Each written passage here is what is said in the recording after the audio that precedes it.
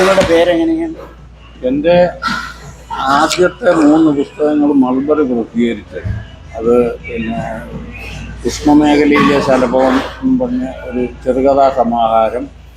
അതിന് അവതാരി എഴുതിയത് കാലിക്കറ്റ് യൂണിവേഴ്സിറ്റിയുടെ ഡിപ്പാർട്ട്മെൻറ്റ് ഹെഡായിട്ടിരുന്ന മലയാളത്തിലെ നിരൂപകനൊക്കെ പ്രശസ്ത നിരൂപകനായിട്ടുള്ള MM Basheer, doctor MM Basheer, ആ സാറാണ് അതിൻ്റെ അവതാരി എഴുതിയത്. പിന്നെയുള്ള ഒരു ഇത് പഞ്ചസാര വേണം. എനിക്ക് എല്ലാം ആയിക്കോട്ടെ, കുഴപ്പമില്ല, ഞാൻ എടുത്തോളാം, നീ പോരെ. അത് കഴിഞ്ഞിട്ട് അല്ല, ആ കൂട്ടത്തിൽ തന്നെ 3 എണ്ണം. അതായത് ഞാൻ അമേരിക്ക വന്നു കഴിഞ്ഞ് ഇതൊക്കെ ഇവിടുത്തെ നാട്ടിൽ വെച്ച് ഞാൻ എഴുതുമായിരുന്നു. എൻ്റെ DBAയിലും കേരള ഭൂഷണത്തിനകത്തൊക്കെ പ്രസിദ്ധീകരിച്ചിട്ടുണ്ട്. ഏത് പേര് വെച്ചാൽ എഴുതിക്കൊണ്ടിരുന്നത്? അന്ന് അവിടെ എഴുതിയിരുന്ന മരിയദാസ് നമ്പിയോടൊന്നും പറഞ്ഞായിരുന്നു. നമ്പിമടം തന്നെ പേര് വെച്ചു. മരിയദാസ് നമ്പിയോടൊന്നും മേരിദാസ് നമ്പിയോടൊന്നും ഒക്കെ പറഞ്ഞായിരുന്നു. അല്ലെങ്കിൽ അല്ലാതെ ഈ പേര് ജോസഫ് നമ്പിയോടൊന്നും ആയിട്ടില്ല. അന്ന് അവിടെ വെച്ച് ഇങ്ങനെ എഴുതിയ പിന്നെ വന്നു കഴിഞ്ഞിട്ട് ഇവിടെ വന്ന് 85-ലാണ്. അപ്പോൾ ഇവിടെ വന്നു കഴിയുമ്പോഴത്തേന് നമുക്ക് ആദ്യം വന്നു കഴിയുമ്പോഴത്തേനായിട്ട് അപ്പോൾ അത് കാരണം ആദ്യത്തെ ഒരു 5 വർഷം വലിയ ആക്റ്റീവ് ഒന്നുമല്ല. എന്നാലും ഇവിടുത്തെ കേരള അസോസിയേഷനിലൊക്കെ പ്രവർത്തിക്കുകയും ലൈബ്രറിയിലൊക്കെ ഉണ്ടായിരുന്നു. അങ്ങനെ പോവുകയൊക്കെ ചെയ്തായിരുന്നു. അപ്പം ഇവിടെ വെച്ച് കുറേയൊക്കെ എഴുതി ഈ കൈരളിയിലുമൊക്കെ വരുമായിരുന്നു. കേരള അസോസിയേഷൻ്റെ മുഖപത്രം ഉണ്ടായിരുന്നു. അവരുടെ ഒരു കയ്യെഴുത്ത് മാസികയായിരുന്നു അന്ന്. അതിനകത്തൊക്കെ എഴുതുമായിരുന്നു. അങ്ങനെ വന്ന എന്നെ ഈ പിന്നെ മൾബറി ഒരു ബുക്ക് ക്ലബ്ബ് തുടങ്ങി. അപ്പം മൾബറി എന്ന് പറഞ്ഞാൽ കോഴിക്കോട്ട് ഉള്ള ഒരു സാഹിത്യ എഴുത്തുകാരനുമാണ്.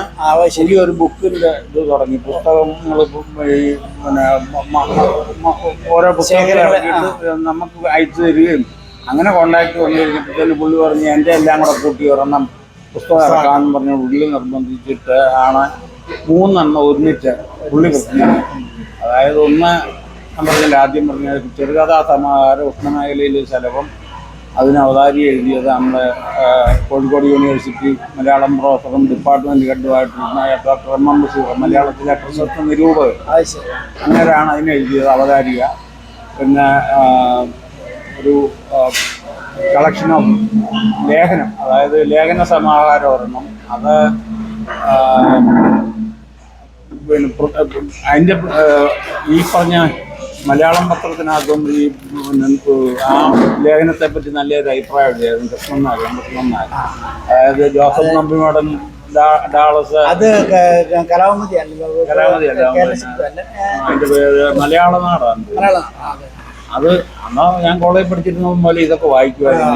ഈ കൃഷ്ണൻ നായരുടെ വരഫലമൊക്കെ പോയി എപ്പോഴും വായിക്കുമായിരുന്നു.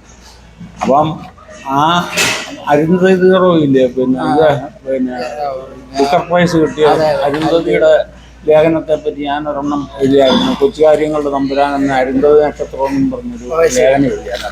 അപ്പോൾ ആ ലേഖനത്തെപ്പറ്റി കൃഷ്ണൻ നായർ സാർ ഭയങ്കര അഭിപ്രായം പറഞ്ഞു. അത് വായിച്ച് ഞാൻ അനൽപമായ ആനന്ദത്തിൽ വിലയം കൊണ്ടുവന്നും പറഞ്ഞൊക്കെ. അപ്പം ആ കൃഷ്ണൻ നായർ സാർ പറഞ്ഞ വാക്കാണ് എൻ്റെ ആ പുസ്തകത്തിൻ്റെ പുറംചട്ട കൊടുത്തിരിക്കുന്നത്, ആ കമൻറ്റ്. പിന്നെ ഉഷ്ണമേഖലയിലെ ശലഭം ഞാൻ പറഞ്ഞല്ലോ, അത് ചെറുകഥാ സമാഹാരം. കൊച്ചുകാര്യങ്ങളുടെ തമ്പുരാനെന്ന അരുന്ധതി നക്ഷത്രം, അത് ലേഖന സമാഹാരം. പിന്നുള്ളത് നിസ്വനായ പക്ഷി എന്ന് പറഞ്ഞ ഒരു കവിതാ സമാഹാരം.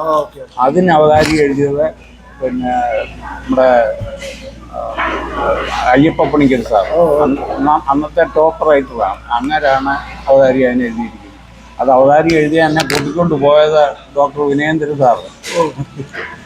അത് മനോരമയിലെ ലേഖനാണ്?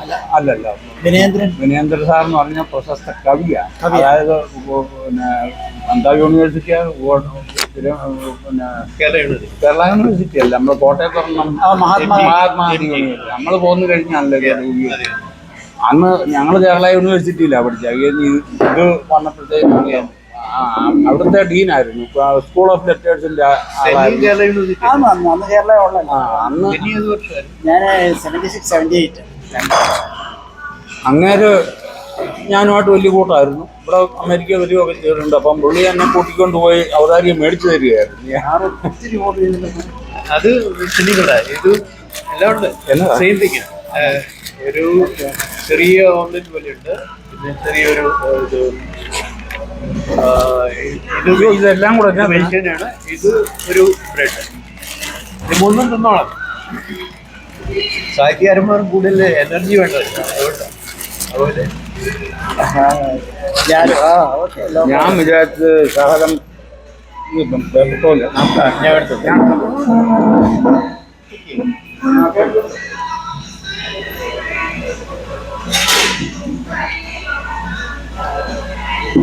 അങ്ങനെ 3 ബുക്കും കൂടെ കൂടി അത് ഒരു എഡിഷനാണ്. ഒരു എഡിഷൻ അല്ലല്ല 3 പുസ്തകമായിട്ട് അത് ഇറക്കി. അത്